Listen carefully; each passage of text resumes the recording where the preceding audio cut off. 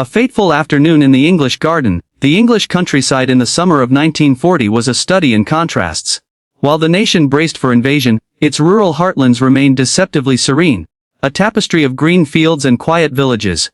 In the garden of a secluded cottage in Oxfordshire, a woman sat in a wheelchair, her gaze fixed on some distant invisible point. She was strikingly tall, with classical features that still bore traces of a once vibrant beauty. But her eyes were vacant, the windows to a soul that had seemingly departed, leaving only a hollow shell. This was Unity Valkyrie Mitford, the daughter of one of England's most aristocratic families, a woman who had once laughed and dined with the most powerful and feared man in Europe. Now she was a prisoner in a broken body, a living ghost.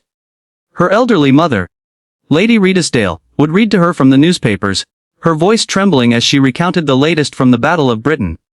There was no flicker of recognition in Unity's eyes at the mention of German bombers or RAF Spitfires. The war that was consuming the world was a silent movie to her, its soundtrack lost in the fog that had enveloped her mind. The only thing that could occasionally stir a reaction was the sound of the German language.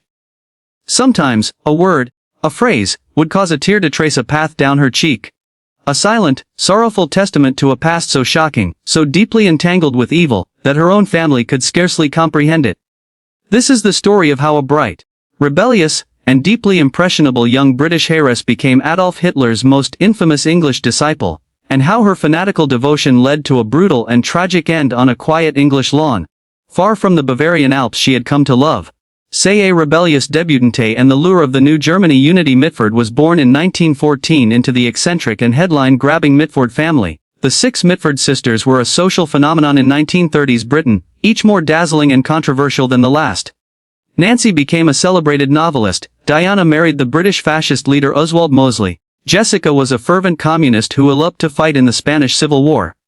But it was Unity who would embark on the most dangerous and dark path. From a young age, Unity was different. She was theatrical, possessed of a stubborn will, and desperate to stand out from her brilliant sisters. Described as a large, loud and fearless girl, she developed an intense, almost romantic obsession with Germany and its rising leader, Adolf Hitler. In 1933, the same year Hitler seized absolute power, the 19-year-old Unity convinced her mother to take her to Germany. Her stated purpose was to learn the language. Her true purpose was far more ambitious. She intended to meet the Führer himself. She enrolled in a language school in Munich, the birthplace of the Nazi movement. While other students practiced grammar, Unity immersed herself in the pageantry of the new Reich. She attended Nazi rallies at the Königsplatz, her heart swelling at the sight of the endless sea of red and black banners, the thunderous applause, the hypnotic rhythm of marching boots. She described the experience in a letter home with breathless awe. It was the most glorious and beautiful thing I have ever seen. The air itself seems to crackle with power and purpose. Her method for meeting Hitler was as brazen as it was simple. She discovered the Osteria Bavaria, a small, unassuming restaurant in Munich where Hitler was known to dine informally. For months, Unity became a fixture there. She would sit alone at a table, nursing a cup of coffee for hours, her copy of Mein Kampf prominently displayed, hoping to catch his eye. Her persistence paid off. In February 1935, Hitler's entourage entered the restaurant. Noticing the tall, blonde, unmistakably Aryan-looking Englishwoman, he was intrigued. He sent his press secretary, Putzi Hamstangl, to invite her to his table. The atmosphere in the restaurant was electric. Unity, later recounting the story to her sister Diana, recalled her own nervousness. "My hands were shaking so I could hardly hold my napkin," she confessed. But Hitler, she said, was charming. He spoke to her in gentle, measured tones, asking about her family and her impressions of Germany. For Unity, it was a religious experience. She was not just meeting a statesman, she was in the presence of her idol. This first meeting began one of the most peculiar relationships of the pre-war era. Hitler, the dictator who spoke of annihilating his enemies, seemed to have a soft spot for this naive, fervently admiring English girl. He nicknamed her Kenschaft, a clumsy German neologism meaning something like little child. He saw in her a perfect specimen of the Nordic ideal he so worshipped, and he enjoyed her uncritical adoration. For Unity, these encounters were the culmination of her life's purpose. She was not just a fan, she was a devotee. She wore a silver swastika badge next to her skin, a secret talisman of her faith. She wrote to a friend, "I have found my Führer, and I will follow him to the end of the world." Part 2: The Inner Circle and the Useful Idiot. Over the next 4 years, Unity Mitford became an fixture in Hitler's inner circle. She attended the 1936 Berlin Olympics as his guest, sitting in a position of honor, beaming with pride as the world watched the Nazi spectacle. She was a regular at the Nuremberg rallies, her face, radiant with fanaticism, captured in countless newsreels. She was granted unprecedented access, joining Hitler for private teas at his apartment in Munich and long walks at his mountain retreat, the Berghof. It was at the Berghof that the true nature of her role became clear. She was what the Russians would call a useful idiot. Hitler used her as a conduit, a sounding board for his ideas about Britain. He was fascinated by the British aristocracy, and believed that through figures like Unity and her brother-in-law Oswald Mosley, he could forge an alliance with Great Britain. He would pontificate to her about his grand geopolitical vision, and Unity would absorb it all, then write long, passionate letters home, extolling the Führer's genius and his desire for peace and friendship with England.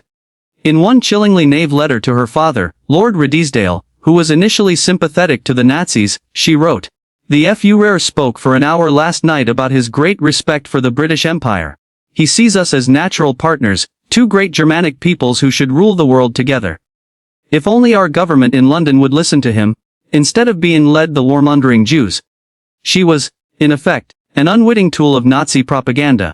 Her privileged status and her Englishness lent a veneer of respectability to Hitler's regime. British newspapers, fascinated by the Mitford girl in Hitler's court, published stories and photos of her with the German leader, subtly normalizing his image abroad. She was living proof that the Führer wasn't a monster. He was a man who enjoyed the company of a charming English debutante. But the atmosphere in Germany was darkening. In 1938, Unity was a witness to the Anschluss, the annexation of Austria. She stood on a balcony in Vienna, waving a swastika flag, delirious with joy as Hitler's motorcade passed below. Later that year, however, came Kristallnacht, the night of broken glass. For the first time, Unity saw the true, unvarnished brutality of the regime she adored. Jewish shops were looted, synagogues burned to the ground, and thousands of Jewish men were dragged from their homes and sent to concentration camps.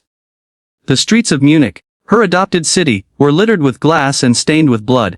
According to an account from a fellow English expatriate, Unity was deeply shaken. She confronted Julius Streicher, the notoriously vile publisher of the anti-Semitic newspaper Der Stürmer, and a man she had previously considered a friend. "How can you do this?" she reportedly demanded. "This is not what the Führer wants. This is not beautiful." Streicher merely laughed at her.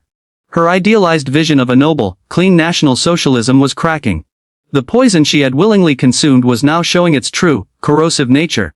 The point of no return and the Munich Pact. The crisis point came in September 1938.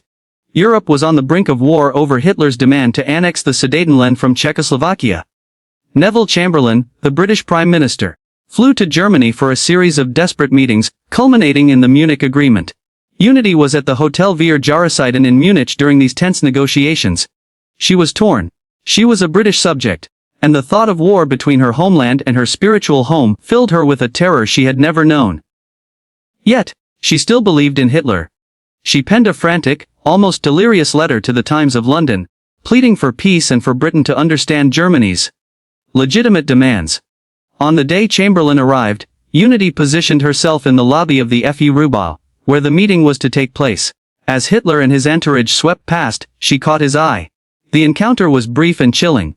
According to an SS officer present, Hitler gave her a cold, formal nod. There was no time for his Kundschaft, now. He was playing for the highest stakes. The famous photograph of Chamberlain returning to England, waving the piece of paper and proclaiming, "Peace for our time," was a moment of profound relief for the world. But for Unity, it was a personal victory. She believed her Führer had been vindicated, that her faith in him had been justified. This belief was short-lived. In March 1939, Hitler shattered the Munich Agreement by marching into the rump of Czechoslovakia. It was an act of blatant aggression that finally turned British public opinion irrevocably against appeasement. For Unity, it was the final, devastating blow to her fantasy. The man she worshipped had lied. The peaceful partnership she dreamed of was a sham. The cognitive dissonance must have been unbearable. Her entire identity, her reason for being, was built on the foundation of Hitler's integrity. Now that foundation had crumbled to dust. Friends noted a change in her. The radiant, fanatical joy was gone, replaced by a deep melancholy. She spoke of a recurring dream, one in which she was lost in a fog, calling out for the Führer, but her voice made no sound. She had staked her entire life on a lie, and now she was adrift. The gunshot in the Englischer Garden, On September 3, 1939, Britain declared war on Germany. For Unity Mitford, this was the apocalypse. The two nations she loved were now locked in a death struggle. She was in Munich, a citizen of an enemy nation in the heart of the Reich. The following day, she dressed carefully in her best dress, the one she often wore for her meetings with Hitler. She went to the Englischer Garten, Munich's vast central park. She found a secluded bench. The atmosphere was tense. The city was blacked out, and the air raid sirens had already wailed their first, terrifying warnings. She took out a small, pearl-handled pistol. A gift, it was rumored, from Hitler himself, intended for her protection. She placed the cold barrel against her right temple and pulled the trigger. But she did not die. The bullet did not kill her instantly. It lodged deep in her brain, a catastrophic injury, but not immediately fatal. She was found bleeding and unconscious by a park warden and rushed to a hospital. The news reached Hitler. The useful idiot had served her purpose, and now she was a political liability.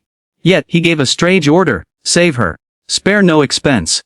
For weeks, she hovered between life and death in a Munich clinic. The best German neurosurgeons were tasked with keeping the English girl alive. Hitler even paid her medical bills. It was a bizarre act of mercy, or perhaps of cold calculation. A dying English aristocrat in a German hospital was a public relations nightmare. Once she was stable enough to be moved, the Nazis made arrangements to get rid of her. In a macabre and tragic journey, Unity Mitford was loaded onto a stretcher, and accompanied by her mother, who had been allowed to travel to Germany, was transported back to England via Switzerland. She was a human Gruen, a 25-year-old woman who would never think, speak, or walk properly again. In the long twilight and the unanswered questions, the final chapter of Unity's life was played out in the quiet of the English countryside. She required constant care. She could utter only a few words, mostly, "Hail Hitler," a grim and involuntary echo from a shattered mind. She was trapped in a perpetual childhood, unable to feed or dress herself. For her family it was a heartbreaking ordeal. The vibrant, willful girl was gone. She lingered for nearly 8 years, a living relic of a disastrous obsession. On May 28, 1948, she finally succumbed to a meningitis infection, a complication stemming from her old wound. She was buried in a quiet churchyard on the family estate. Her tombstone, at the request of her mother, bore only her name and dates, a silent, stark memorial to a life consumed and destroyed by ideology. The story of Unity Mitford leaves behind haunting mysteries. Was her suicide attempt a genuine effort to end her life, or was it a desperate, dramatic cry for help from a woman who saw her world collapsing? Did she finally see the monster behind the mask, or was she heartbroken that her two nations were at war?